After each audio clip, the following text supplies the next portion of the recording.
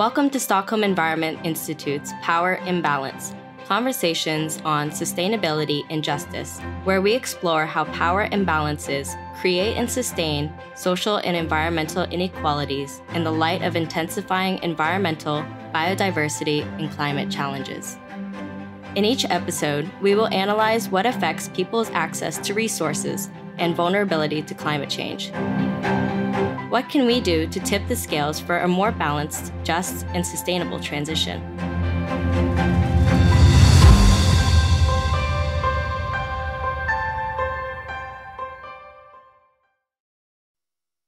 Thank you, Laura Forney, for joining us in this SEI series on gender equality and social inclusion. Thank you, Rajesh. I'm happy to be here, and I'm happy to discuss the work that my colleagues and I did on this intersection of GESI and energy transition. Excellent. In this episode, we are aware of your experience in working with local communities in upholding justice, and we are interested in exploring solutions in a particular case, making lithium mining equitable and sustainable. Laura, before we start off, tell us your own experience working with indigenous communities. I understand you have a long history of working with local communities and indigenous knowledge. I had the privilege to connect with many actors and stakeholders in various parts of the world. And in the context of indigenous communities, I have worked with partners. I think that's a key aspect of working with communities, working with local partners that are engaged and connected and have the trust of the communities, and that collaboration is key for meaningful engagement. And in Bolivia, in the watershed of the Tupiza River, as well as Choqueyapo and Pampawari, we work with various communities and indigenous communities. And then in Colombia, in the watershed of Campo Alegre, and we not only work with small coffee growers, but also indigenous communities in that context. In California, we engage with representatives from indigenous communities to understand how remote sensing can respond to the needs of the tribes here in California. So it is, I think, a passion of mine as we do the water work to connect with the social dimensions around water, in particular with marginalized and indigenous communities in particular. Could you give us a bit of an overview of the main social impacts using your own experiences of lithium mining, especially in terms of water availability and biodiversity in mining areas? So before we start to understand the social impacts, I believe we need to understand or kind of discuss a little bit about environmental impacts as first. So indigenous communities in Argentina, particularly in the northwest region, have lived and interacted with the surrounding ecosystems for thousands of years. And these ecosystems are part of the traditional livelihoods, particularly in this case, the activities of harvesting and trading salt, which date back to pre-Columbian times, and as well as the rich cultural and spiritual significance that the land and the ecosystem have. And the reason why we're talking about this in the context of energy transitions is because of lithium mining, which started in the 90s in Argentina, particularly in the province of Catamarca, and moved to other provinces as well after that. This lithium extraction occurs in the Andean salt flats, and that's where the indigenous and the local communities live and where we worked in collaboration. And why there's all this boom, right, of lithium extraction. And it is because it's considered one of the critical minerals, which means they play a key role in the transition to renewable energy. And lithium is a key mineral for electric car batteries and other batteries as well. And lithium comes from the groundwater, so it's underneath the salt land. And this region in Argentina, Chile, and Bolivia, is considered as the lithium triangle. most common methods that we see today to get the lithium out of the groundwater use evaporation of that groundwater. So this is done by extracting large amounts of water from aquifers, from groundwater, and locating that in the surface and distribute it in large shallow ponds. This way, the water evaporates and leaves behind the lithium. One important aspect of lithium mining is the transformation that can cause in these natural areas. And this is not only because of the large amount of water that is extracted in an arid region, but also there's the global climate change models that are showing trends of increased water scarcity in this region. Water, as in many regions around the world, is a vital resource for ecosystems. For this case in particular, what is locally called vegas, which are high altitude wetlands, and they're characterized by the vegetation, and they're key for water retention. So these are of ecological importance for storing and regulating water. All this pumping that is happening for the lithium extraction causes hydrological changes, and without any proper examination of the impacts and what that means in terms of water recharge and pumping, there's a potential risk of degradation of these ecosystems, of the biodiversity, and also affecting the way of life of the indigenous and the local communities. And this is also something that we need to remember, that these communities, again, have historically relied on these natural ecosystems for their livelihoods, and they have historically also been excluded in decision-making processes. So our study tries to illuminate on these challenges and on the biophysical and the social, and emphasize also the importance of meaningful consultation and inclusion of marginalized communities. Excellent, Laura. That sets us up nicely for the next question, because you have talked of impacts on local communities and especially indigenous communities. And when we look at impacts, of course, we need to figure out what their concerns are and what they are saying. So can you tell us a little bit about your study approaches? How do you incorporate local and indigenous knowledge about, for example, environmental and social impacts faced by local communities? So the approach that we use, these work on the communities that I'm sharing about in Argentina, lithium extraction is part of a bigger project. So we did have meta-synthesis review of a global level, looking at the impacts of critical mineral extraction and marginalized communities. And then we had a case study, which is the one that I'm sharing today. And for the case study, the approach that we use is first working with local partners. That, as I mentioned, that's key for engaging with communities. We visited the lithium extraction areas and the salt lands. It's a beautiful landscape. By the way, if anybody wants to visit, before we started the interviews, we asked permission for those interviews. And then we did a review of the local literature in Spanish, and including academic literature, and then reviewing some of the reports, but mainly academic literature, on the impacts of lithium extraction on the environment, and then the social implications for the communities, as well as economic and governance implications. And from that, we have a list of the impacts that are addressed and in the literature, and we use that to structure the interviews with the community. So then we were able to compare.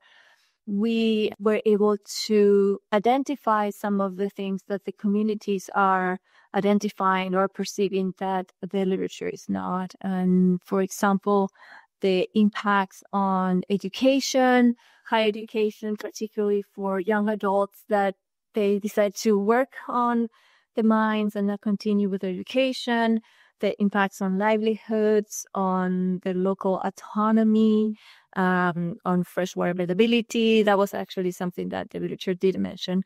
It's also the degradation of the roads and the areas around in communities. Excellent. And that gives me a nice segue into my next question, Laura.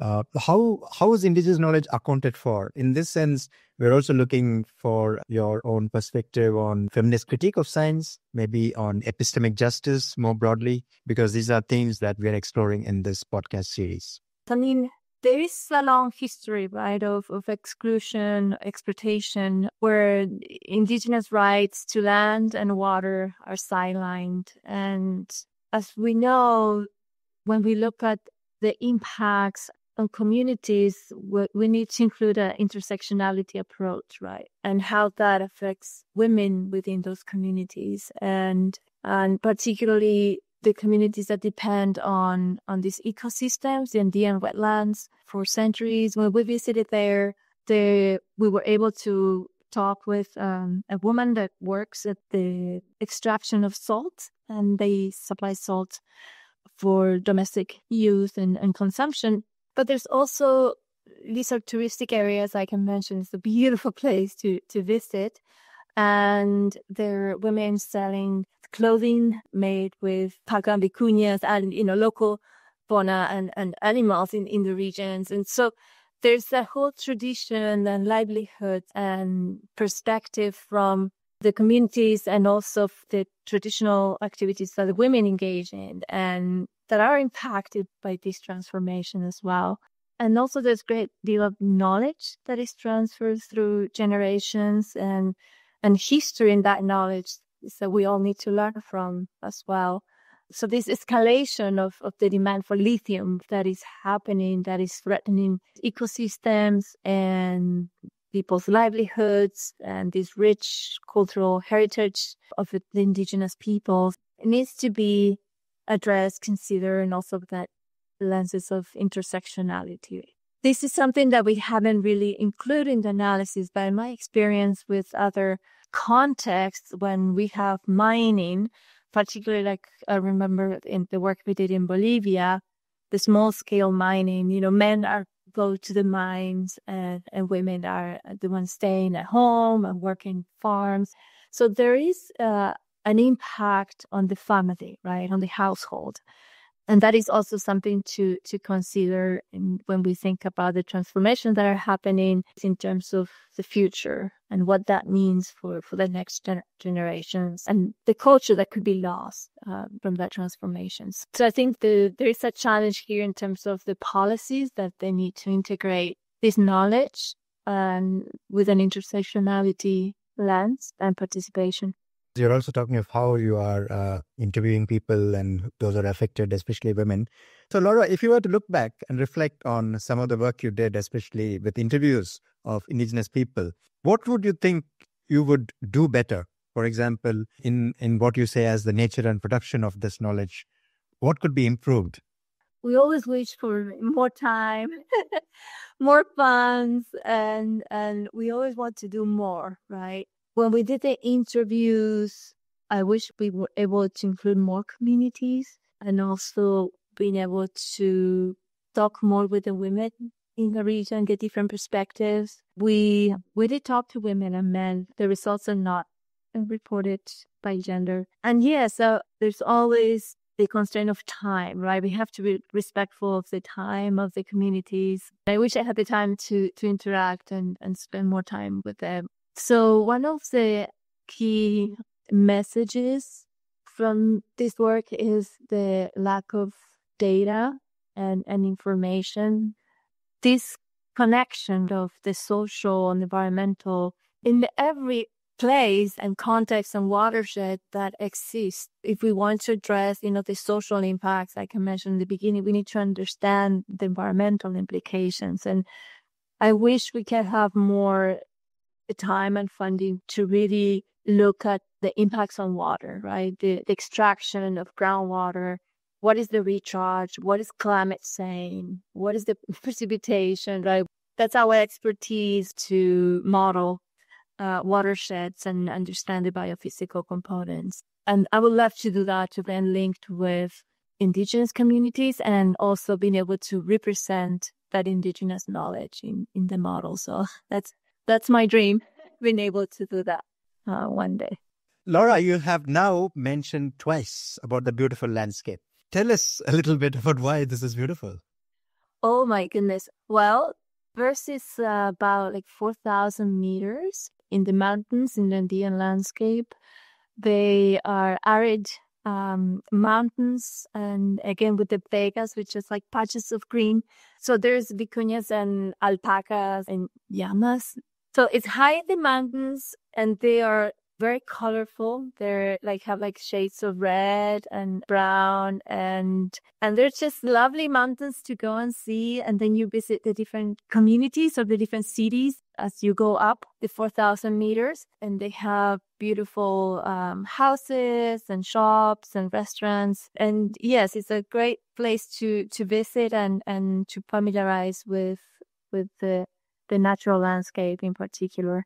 Thanks for doing that. So you have talked of histories of exploitation and indigenous rights to land and water, but they are being sidelined.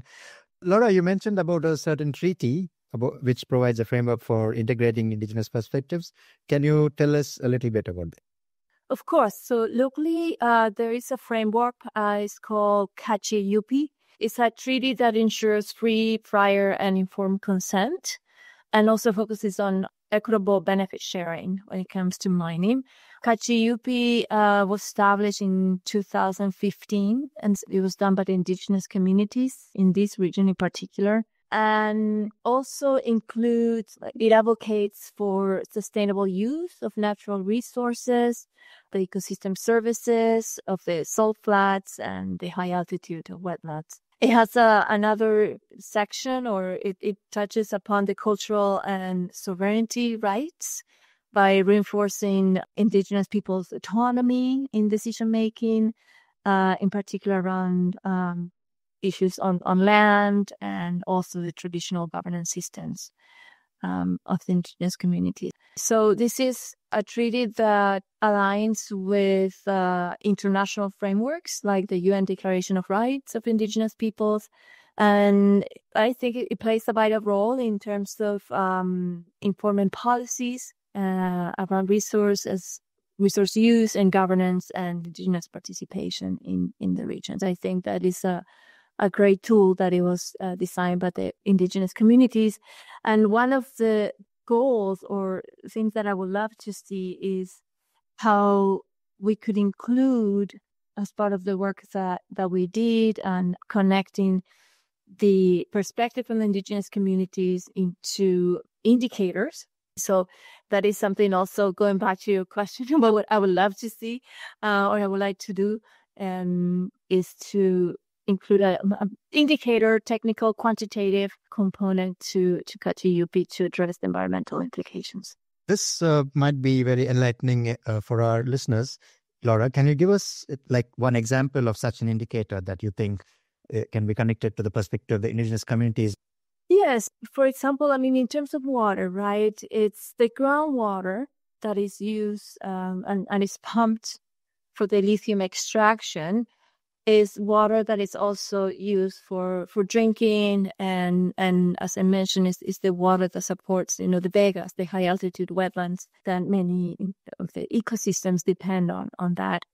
And one indicator would be to do a balance of how much water goes into the aquifer per year, or in wet seasons or dry seasons, and how much water is extracted, right? That balance of extraction versus recharge, I think, is important, because we don't know actually how long it took for those aquifers to fill up, and how much the amount of water that is pumped, what that means in terms of the reductions of groundwater levels. So that is one indicator that I think is key to include, right? So meaning that once you have that kind of indicator and a certain amount of data, you would go back, match it with the indigenous communities, and they would more or less correlate, saying during this time it went low, during this time there was scarcity. Is that how it would work? We could connect with indigenous communities and work with them to monitor groundwater levels, because I think they are the ones there, and they could very well do that. In addition, by having this information and being able to continue collecting information, we could potentially model these wetlands and the interaction between surface and groundwater and climate, and what that means in terms of, once we're able to simulate and represent the watershed of the wetlands, we can then estimate to the future, right? We can project and say, based on the climate, what this means in the coming years. So what I'm imagining is that this this can be something that the communities could have and could maintain in terms of the data and information, but also it's something that needs to be considered in decision making and in how the permits and the plans for extraction of lithium in the region need to consider that information as well. Excellent. And that does bring us to a policy question, because part of the reason we are doing this podcast is to also look at how actionable policy can be framed in order to uphold local justice. What are your thoughts on, for example, actionable policy-oriented messages that can help uphold local justice in green energy efforts?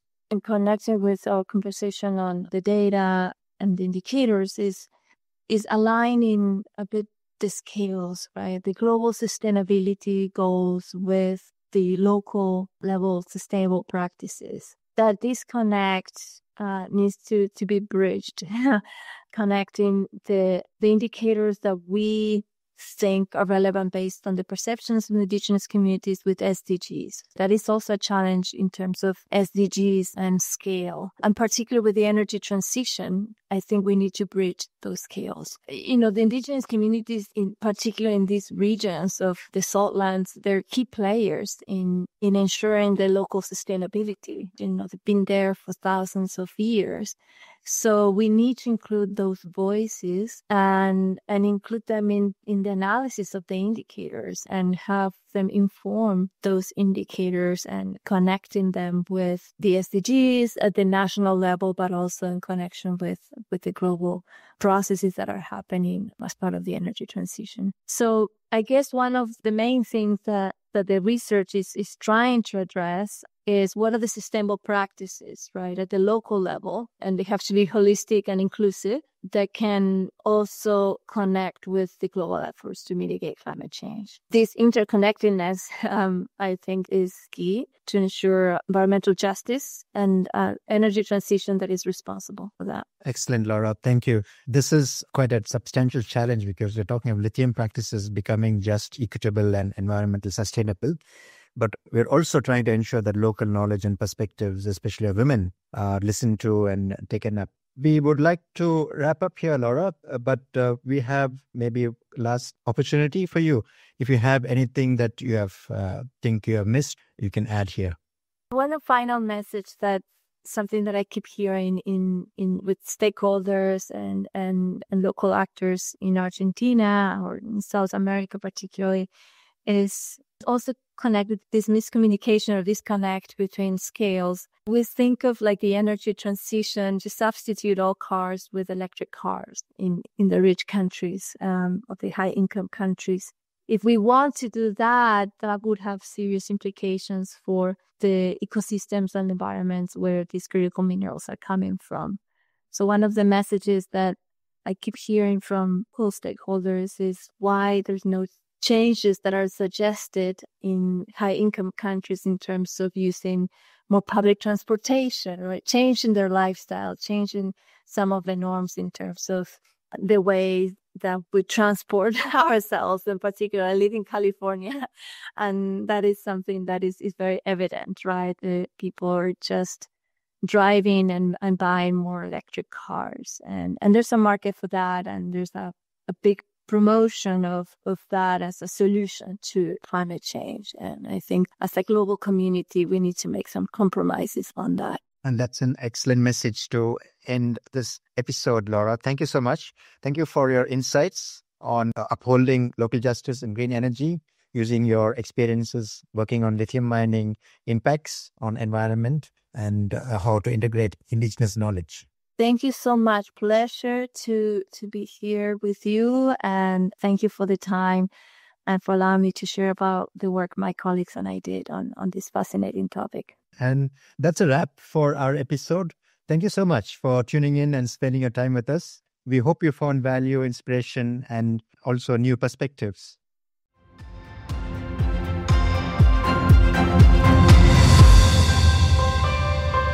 Power Imbalance.